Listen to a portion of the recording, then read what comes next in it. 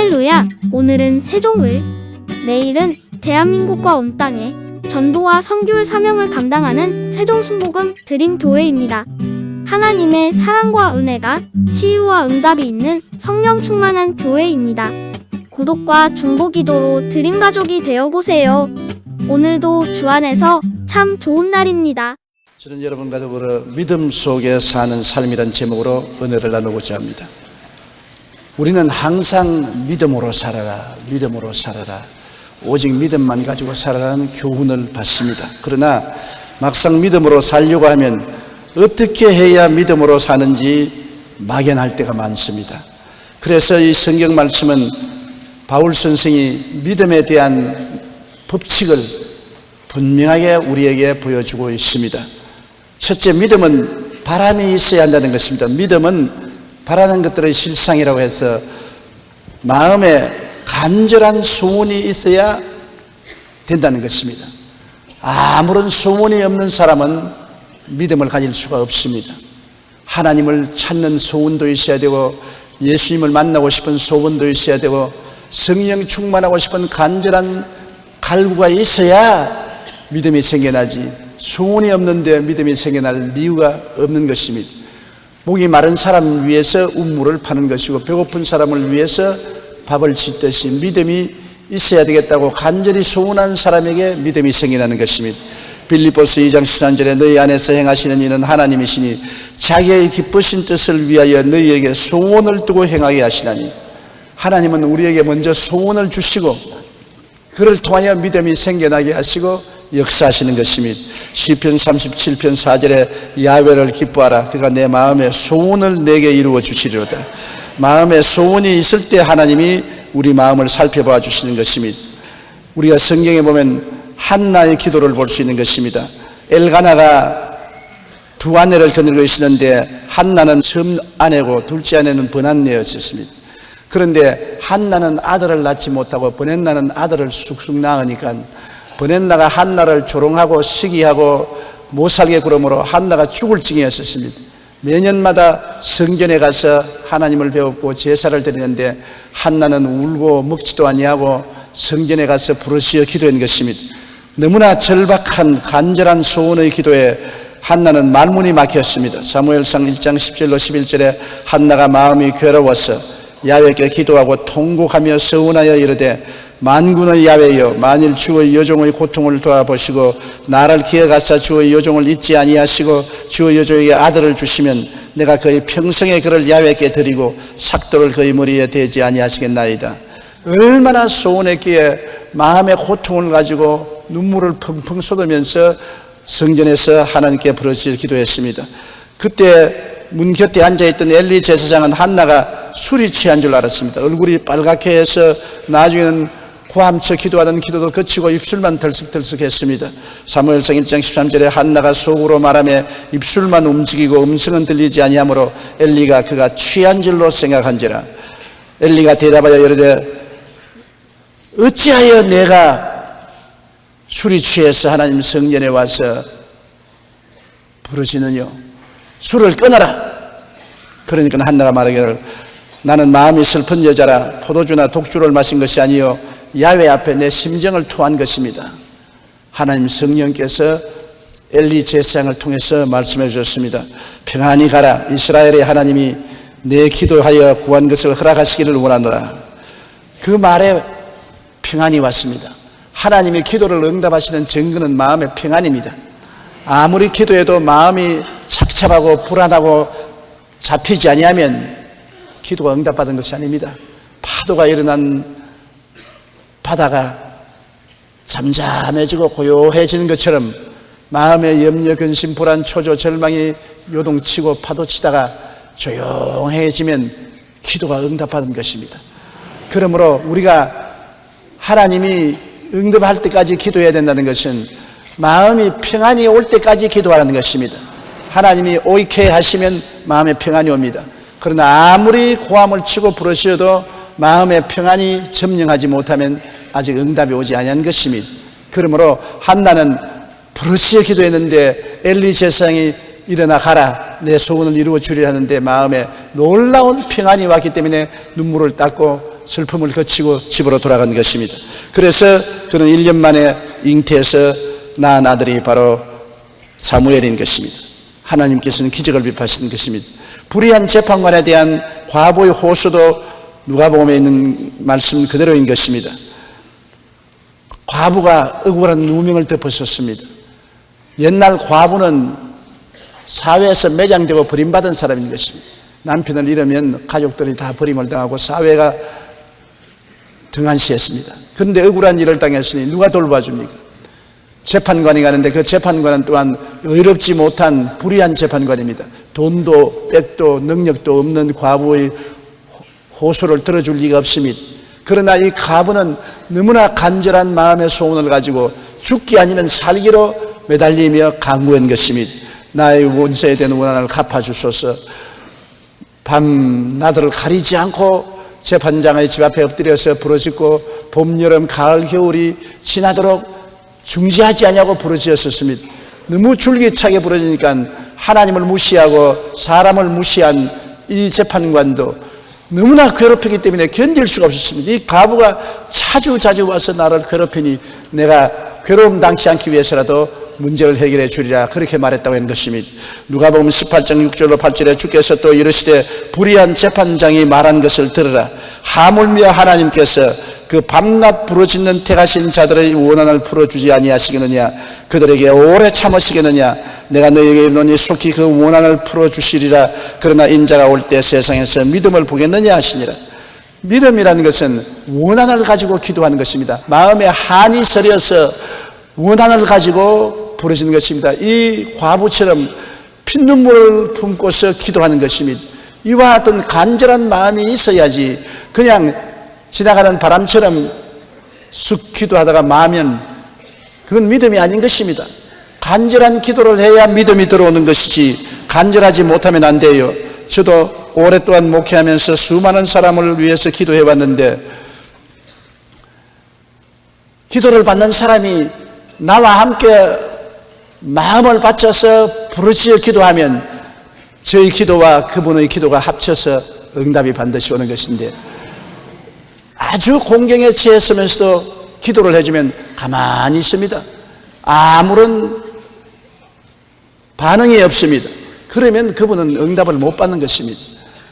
언제나 기도는 간절함이 있어야 되는 것입니다. 저는 물에 빠진 진주를 찾는 동화를 읽어본 적이 있습니다. 어떤 사람이 배를 타고 가다가 바다에 진주를 떨어뜨렸습니다. 해변에 도착하자 당장 바가지를 가지고 물을 퍼기 시작했습니다. 며칠이고 물을 퍼고 있습니다. 자라 한 마리가 기어 나와서 당신 뭘 하는 거요? 바닷물을 펀다. 왜요? 진주를 찾으려고 한다. 언제까지 퍼겠어요? 바닷물을 다 마르게 할 때까지 퍼겠다. 자라가 놀라서 물속으로 돌아가서 진주를 차서 입에 물고 나왔습니다.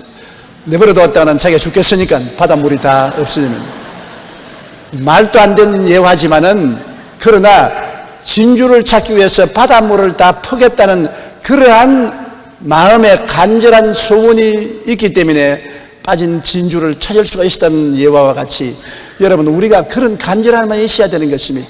그러한 마음의 결단도 있어야 믿음의 역사가 일어나는 것입니다. 믿음은 바람이 있어야 합니다. 한나가 간절히 소원하며 기도할 때 제사장은 그녀가 술이 취한 줄로 오해할 정도였습니다. 또한 믿음은 불의한 재판장에게 호소하는 과부처럼 끝까지 인내하며 기도해야 되는 것입니다. 둘째로 믿음이라는 것은 바람 다음에 꿈이 있어야 되는 것입니다. 막연한 소원은 백일몽이나 망상이 되지만 확실하고도 구체적인 소원은 꿈이 되는 것입니다. 그냥 막연하게 자리에 엎드려서 발 꼬아놓고 팔로서 머리 벽이 하고 난 다음 나도 고랫등 같은 집에 살았으면 좋겠다. 나도 큰 부자가 됐으면 좋겠다. 나도 양귀비 같은 아름다운 여인을 데리고 살았으면 좋겠다. 그거는 백일몽입니다. 그런 꿈은 이루어지지 않은 것입니다. 이게 믿음을 가져오는 꿈이라는 것은 확실한 목표를 가지고 분명한 꿈을 꾸는 것을 말하는 것입니다. 꿈은 구체적이 되어야 하는 것입니다. 성경에는 꿈이 없는 백성은 망한다고 그랬는데 백성만 아니라 개인도 꿈이 없으면 망하는 것입니다. 확실한 꿈을 마음속에 품고서 기도해야지 꿈이 없으면 아무것도 이루어지지 않은 것입니다. 어린애기를 가져야 아기 낳고 기를 준비를 할 수 있지. 아기도 안 가졌는데 아기 낳을 준비를 하고 아무리 애를 써도 소용이 없는 것입니다. 꿈을 잉태해야 되는 것입니다. 마음속에 꿈이 들어와서 점령해서 자나 깨나 꿈을 바라보고 꿈이 마음을 점령해야 믿음의 역사가 일어나는 것입니다. 그냥 소원만 있는 것이 아니라 소원이 구체화되어서 꿈이 이루어져야 되는 것입니다. 그러므로 여러분께서는 구체적으로 꿈을 그려보아야 되는 것입니다. 남편이 교회 나가기를 원하면 남편이 나와 함께 교회 나와서 회개하고 부르짖는 것을 항상 마음속에 꿈꾸어보고 그려보아야 되는 것입니다. 자녀들이 다 주를 잘 믿게 되기를 원하면 항상 자녀들이 주 앞에 나와 있는 모습을 그려보고 꿈꾸어야 되는 것입니다. 내가 하나님 뜻을 따라 좋은 집으로 이사가기를 원하면 그 집을 항상 마음속에 꿈꾸어보고 그려보아야 되는 것입니다. 구체적으로요. 막연한 구름 위에 뜬 꿈 아닙니다. 구체적으로 집을 그려보고 그 장소를 생각해보고 마음속에 새겨놓아야 되는 것입니다. 그리고 내용을 적어봐야 되는 것입니다. 적는다는 것은 굉장히 중요한 것입니다. 안 적을 때는 구체적이 되지 않지만 실제로 종이에다가 연필을 가지고 적기 시작하면 굉장히 구체적인 꿈이 되는 것입니다. 여러분이 한 해를 보내고 새해를 맞이하면서 새해를 향한 소원을 마음속에 꿈꿀 때 반드시 종이에 연필로 적으십시오. 1. 무엇을 원한다. 2. 무엇을 원한다. 3. 무엇을 원한다. 종이에 적어놓고 그것을 여러분 책상이나 경대 앞에 붙여놓고 늘 보고 읽고 꿈꿔야 되는 것입니다. 적는 것만큼 큰 힘이 있는 것이 없습니다. 사람들은 그냥 백일몽을 꿀 때가 많습니다. 헛된 일인 것입니다. 꿈은 반드시 구체적이 되어야 되고 마음에 분명히 보아야 되고 종이에 적어서 여러분이 읽어야 되는 것입니다. 빌립보 3장 14절에 표대를 향하여 그리스도 예수 안에서 하나님이 위하신 부르신 부름의 상을 위하여 달려간다. 분명한 표대가 있어야죠. 목표를 분명히 정하고 그것을 마음속에 분명히 그려보고 새기고 종이에다가 연필로 그려보고 적어봐야 되는 것입니다. 그래서 마음속에 확실한 꿈이 이루어지면 그것을 바라보아야 됩니다. 그것을 벽에다가 붙여놓고 경대 앞에 붙여놓고 부엌에 붙여놓고 화장실에 붙여놓고 내가 자주 보는 곳에 얼굴을 마주치는 곳에 붙여놓고 그것을 늘 바라봐야 되는 것입니다. 바라봄의 법칙인 것입니다. 창세기 13절 14절로 15절에 아브라함에게 이르시되 너는 눈을 들어 너 있는 곳에서 북쪽과 남쪽 그리고 동쪽과 서쪽을 바라보라. 보이는 땅을 내가 너와 내 자손에게 주리니 영원히 이르리라. 아브라함에게 가나안 땅을 주실 때도 하나님은 바라봄의 법칙을 사용하는 것입니다. 동서남북을 바라보라. 하나님 그냥 주시면 주시지 바라보기는 뭘 바라보라 합니까? 그러나 아니다. 바라보아야 너가 꿈을 가질 수가 있다. 꿈이란 바라보는 것입니다. 내가 마음에 소원하는 것을 목적을 두고 끊임없이 바라보아야 되는 것입니다. 그렇게 하면 하나님께서 바라보는 것이 이루어지게 만들어주는 것입니다. 창세기 15장 5절에 그를 이끌고 밖으로 나가 이르시되 하늘을 우러러 뭇 별을 셀 수 있나 보라. 또 그에게 이르시되 내 자손이 이와 같으리라. 85세에 자식이 없어 탄식을 하니까 하나님께서 그냥 자식을 준 것이 아니라 밤에 나가서 하늘을 우러러보고 별들을 헤아려보라. 별들을 헤아려보라. 내가 보이는 별들처럼 많은 자식을 내게 주겠다. 먼저 바라보아야 그 다음 응답이 오는 것입니다. 바라봄의 법칙은 굉장히 중요한 것입니다. 제가 교회 성장 강의를 할 때 목사님들에게 늘 말씀드리는 것이 이것인 것입니다. 먼저 내가 교회 성장을 하기를 간절히 사원하고 뜨거운 소원이 있어서 불타는 마음으로 기도해야 되고 그 다음에는 분명히 교회를 목표로 세우고 바라보아야 된다. 내가 세울 교회를 마음속에 꿈꾸어보고 종이 위에 그려놓고 그것을 벽에 붙이고 바라봐야 된다. 아침 저녁으로 내 교회를 바라보고 없는 것을 있는 것 같이 바라봐야 된다. 바라보지 않는 사람은 결코 믿음이 생겨나지 않는데 바라보기만 하면 그 다음 믿음이 생겨나는 것이다. 믿음이란 그냥 믿습니다 한다고 믿음이 생기는 것은 아닙니다. 믿음이란 마음의 뜨거운 소원의 바탕 위에서 마음의 아름다운 확실한 목표와 꿈을 이룰 때 그 꿈을 바라보고 있을 때 믿음이 생기는 것입니다. 1903년 한 형제는 하늘을 날겠다는 꿈을 바라보았었습니다. 그들은 자전거를 고치는 점프를 가지고 있으면서 라이트 형제가 항상 그들은 꿈을 꾸었었습니다. 하늘을 나르는 꿈인 것입니다. 그 당시에는 공기보다 무거운 물체는 하늘로 날지 못한다는 물리학의 정의였었습니다. 모든 사람들은 저 사람 무식하기 짝이 없다. 공부를 안 해서 물리학의 법칙도 모른다. 공기보다 무거운 것은 날지 못한다고 했습니다. 그러나 열심으로 꿈을 꾸고 노력을 했습니다. 그 결과로 그들은 나르는 비행틀을 만들었고, 그것이 오늘날 보잉 747이 되어서 태평양과 태서양을 수백 명을 태우고 날아갔다 날아왔다 하고 있는 것입니다. 꿈을 꾸는 형제 때문에 그 꿈이 이루어진 것입니다. 구체적인 꿈을 꾸어야 되는 것입니다. 꿈을 꾸지 아니하면 아무 일도 이루어지지 아니하는 것입니다. 여러분, 우리가 타고 다니는 자동차도 헨리 포드라는 사람이 만든 것인데, 그는 학교 수업도 받지 못한 무식한 사람이었습니다. 그러나 항상 그가 바라볼 때 마차를 타고 다니는 사람을 보고 말이 끌지 않고 자기 힘으로 가는 수레를 만들어야 되겠다고 꿈꾸었습니다. 그가 직장에서 돌아오면 집 뒷뜰에서 뚱땅거리고 망치를 때리고 야단법석을 해서 부인이 항상 걱정을 했습니다. 그는 꿈을 꾸었습니다. 자동차, 자기 스스로 달리는 차를 만들겠다고. 애를 쓴 결과에 그 꿈이 이루어져서 오늘날 우리가 타고 다니는 자동차의 원조인 T4를 만드는 것입니다. 그러므로 자동차는 꿈꾸는 사람에게 만들었습니다. 오늘날 세계에서 편하게 가지고 있는 모든 것이 옛날에는 없었습니다. 없는 것이 있어진 것은 없는 것을 있는 것 같이 소원하고 바라본 사람에 의해서 만들어진 것입니다. 없는 것이 그대로 된 것이 아닙니다. 없는 것을 있는 것 같이 바라보고 간절히 소원한 사람에 의해서 만들어진 것입니다. 여러분의 미래도 어떻게 만들어집니까? 없는 것을 있는 것 같이 뜨겁게 소원하고 바라보는 사람에 의해서 미래가 만들어지는 것입니다. 그냥 가만히 있다고 운명적으로 미래가 만들어지는 건 아닙니다. 우리는 없는 것을 있는 것 같이 소원하고 바라보고 꿈꿀 수 있는 사람이 되어야 되는 것입니다. 무엇을 여러분 명년에 원하십니까? 금년에 여러분 마음속에 바라보고 소원하는 그것이 이루어지는 것입니다. 따라 말씀하세요. 믿음은 바라는 것들의 실상이요, 없는 것을 있는 것 같이 바라보는 사람에 의해서 기적이 일어난다. 마음을 그냥 비워놓으면 안 되는 것입니다. 아무것도 그려놓지 않고 비워놓으면 마음의 황무지가 되지 않습니까? 항상 마음속에 꿈이 가득하고 뜨거운 열정이 있어서 열정으로 기도하고 바라보고 소원하는 여러분이 되시기를 주님 이름으로 축원합니다.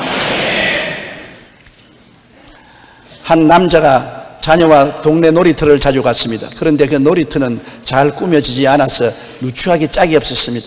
그는 아이가 좀 더 즐겁고 기쁘게 놀 수 있는 근사한 놀이터가 있었으면 좋겠다 생각하고 과학과 자연이 어우러진 아이들이 새로운 꿈을 펼칠 수 있는 곳을 만들어야 되겠다는 꿈을 바라보고 늘 소원했습니다. 그것이 꿈이 이루어지기 시작한 것이 한참 시간이 지난 후에 로스앤젤레스 교회에 만들어진 공원이 바로 유명한 디즈니랜드인 것입니다.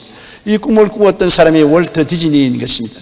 이후 그는 이러한 공원을 온 세계 어린이들과 함께 할 수 있도록 했으면 좋겠다는 새로운 꿈을 꾸었습니다. 그래서 이루어진 것이 올랜도에 만들어진 월트 디즈니 월드인 것입니다. 그러나 안타깝게도 월트 디즈니는 월트 디즈니 월드가 완성되기 전에 죽고 말은 것입니다. 월트 디즈니 월드가 완성되어 오픈한 날 사회의 각계 인사들이 와서 축하식을 하는데 한 인사가 나와 축사를 하면서 이처럼 거대한 꿈을 일군 당사자인 월트 디즈니가 살아있지 못하고 죽어서 오늘 이 결과를 못 본 것을 안타깝게 생각합니다. 그러자 장례가 숙연해지는데 그때 월드 디즈니의 미망인인 디즈니 여사가 단에 올라가서 마이크를 잡고 이렇게 말했습니다. 죄송하지만 저는 아까 축사 중에 하신 말씀을 정정하겠습니다. 제 남편은 오늘 이 자리에는 없지만 이미 월드 디즈니 월드를 보았습니다. 그분은 평소 마음속에 늘 월드 디즈니 월드가 있었고 그것을 바라보며 오늘의 월드 디즈니가 만든 것입니다. 보십시오. 아직 생기기 전에 마음에 늘 바라보고 없는 것을 있는 것까지 바라보고 기뻐하고 즐거워하는데 그가 죽고 난 다음에라도 그 소원이 믿음으로 역사에서 이루어지게 된 것인 것입니다. 그러므로 마음에 꿈을 품고 그것을 바라보고 기뻐하고 즐거워하는 사람에게 믿음의 역사가 일어나죠. 아무것도 없는 텅 빈 마음을 가지고 그냥 백일몽만 꾸는 사람에게는 아무것도 이루어지지 않는 것입니다. 믿음으로 소원하는 꿈이란 이처럼 먼저 보는 것입니다. 믿음은 바라는 것들이 실상이요 보지 못하는 것들이 증거라고 성경은 말하고 있는 것입니다. 셋째, 믿음 그 자체는 응답이 아닙니다. 나는 믿었는데 왜 안 이루어지노? 그런 사람 많습니다. 나는 믿었는데 왜 병이 안 낫느냐? 믿었는데 왜 축복을 못 받느냐? 믿었는데 왜 가족들이 아직 예수교로 나오지 않느냐? 그런 말을 하는 사람이 많습니다. 믿음이란 그 자체가 응답이 아닌 것입니다. 믿음은 바라는 것들의 실상이라고 했는데, 실상이라는 헬라어는 휘포스타시스로서, 그런 휘포라는 말과 히스테미라는 말이 보태어져 된 것인데, 휘포는 미치고 히스테미는 받침대라는 것입니다. 믿음은 받침대다. 물건이나 화분을 얹어놓는 받침대가 있어야 되지 않습니까? 이 강단은 받침대지, 이 강단 자체가 설교가 아니지 않습니까? 강단이 받침대가 되어서 성경을 그 위에 얹어놓는 것처럼 믿음은 받침대인 것입니다. 하나님의 응답을 받을 준비를 하는 것입니다. 내가 믿음이 있다는 것은 하나님 내 준비되었습니다, 이제 응답을 올려놓아 주시옵소서, 그것인 것입니다. 준비 안 된 사람에게 은혜를 주지 않습니다. 준비 안 된 사람에게 믿음을 주지 않습니다. 믿음은 마음에 믿음이 생겼을 때는 이제 받침대가 이루어졌으니 언제 이루어져도 이루어지는 것입니다. 지금 이루어지든지 한 달 후에 이루어지든지 1년 후에 이루어지든지 이루어지는 것입니다. 아브라함은 85살에 믿었는데 100살에 응답이 온 것입니다. 오랜 세월이 걸렸습니다. 요셉은 그가 17살에 하나님의 꿈을 받았으나 그것이 이루어지는데 13년이 걸렸었습니다. 모세는 40에 그 꿈을 이루려고 했으나 안 되어서 80에 그 꿈이 이루어져서 40년 동안 기다렸던 것입니다. 믿음이란 받침대를 만들어 놓고 포기하면 안 되는 것입니다. 받침대가 올해 응답이 온다고 집어치워 버리면 얹어 놓을 물건이 내려오지 않습니다. 그러므로 받침대를 꼭 준비하고 있어야 되는 것입니다. 여러분 나중에 하늘나라에 가보십시오. 여러분의 박스에 응답이 쌓여 있을 것입니다. 하나님, 왜 땅 위에 있을 때 내가 부르짖었는데 응답을 안 하고 거기서 이렇게 여기에 쌓여 있습니까? 응답을 가지고 가니까 내가 받침대를 집어치워 버렸더라. 얹어 놓을 데가 없어서 도로 가져왔다.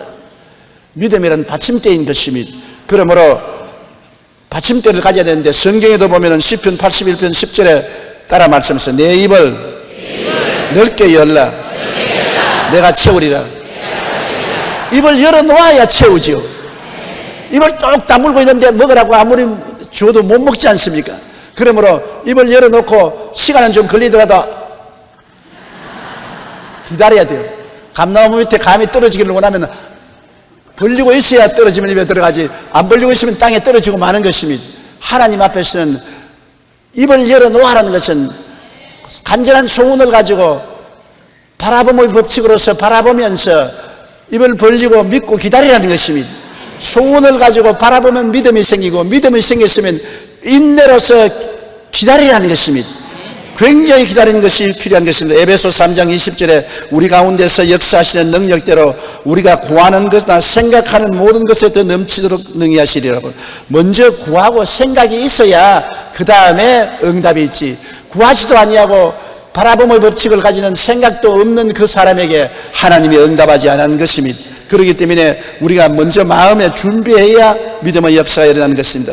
믿었으면 믿음으로 간구해야죠. 이제 믿음이 생겼으면 기다리면서 하나님께 계속해서 믿음으로 구해야 되는 것입니다. 마가복음 11장 23절로 24절에 누구든지 이 산들을 들리어 바다에 던지라 하며 그 말하는 것이 이룰 줄 믿고 마음에 의심하지 아니하면 그대로 되리라. 그러므로 내가 너에게 말하느니 무엇이든지 기도하고 구한 것은 받은 줄로 믿으라. 그리하면 그대로 되리라. 보십시오. 믿어야 되는 것입니다. 믿고 기다려야 되는 것입니다. 내가 뜨거운 소원이 있으면 그것을 꿈꾸어보고 그려보고 종이에 적어서 벽에 붙여놓고 바라보고 있으면 믿음이 생기고, 믿음이 생기면 기다려야 되는 것입니다. 믿음이 생기면 이미 하나님이 응답할 수 있다는 조건을 준비한 것입니다. 입을 넓게 열고 있는 것입니다. 받침대를 준비한 것입니다. 이제 하나님이 기다리기만 하면 올려주시는 것입니다.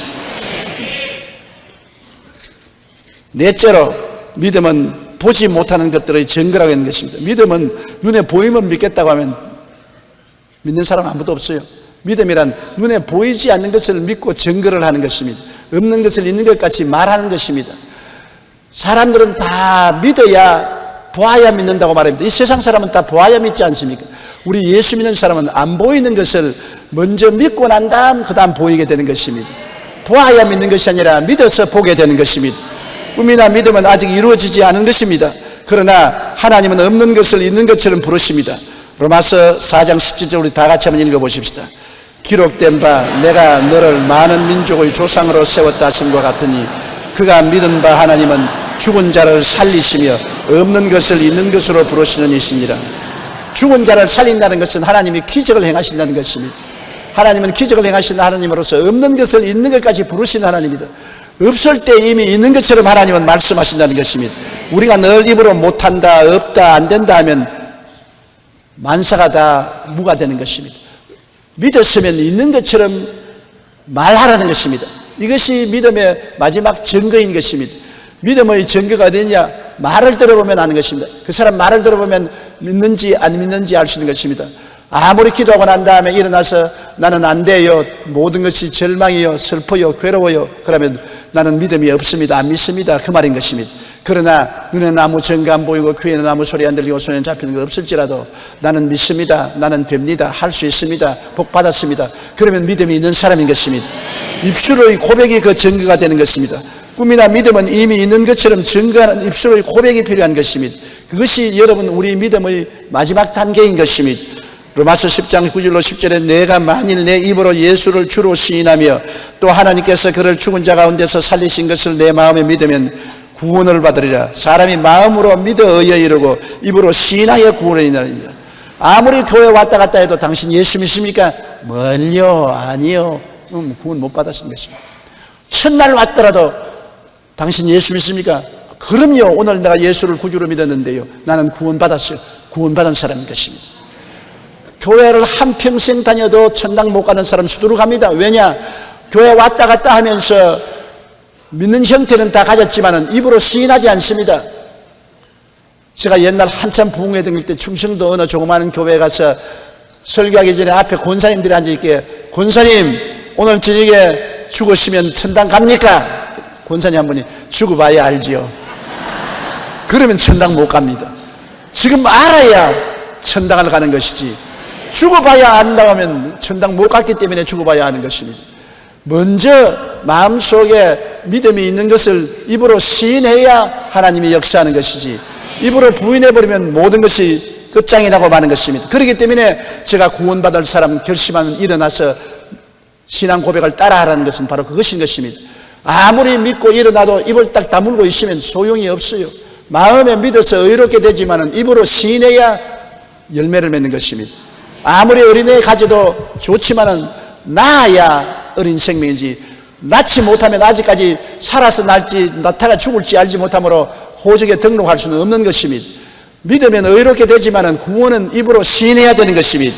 여러분이 소원을 가지고 목표가 뚜렷한 꿈을 가지고 그 다음 꿈이 나중에 믿음으로 변해서 마음에 믿음이 가득할지라도 입으로 고백해야 결과가 이루어지는 것입니다.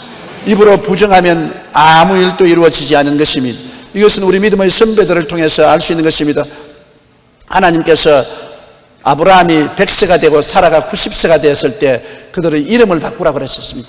아브라함은 아브라함, 많은 민족의 조상으로, 사라는 사라, 여주인으로 이름을 바꾸라고 그랬는 것입니다. 그들이 15년 동안 하나님을 믿고 왔는데 마지막 단계에 애가 오기 전에는 입술로 고백하라는 것입니다. 없는 것을 있는 것까지 부르라. 아브라함을 아브라함, 많은 민족의 조상, 없는 아기를 있는 여주인같이 여주라고 부르라고 말하는 것입니다.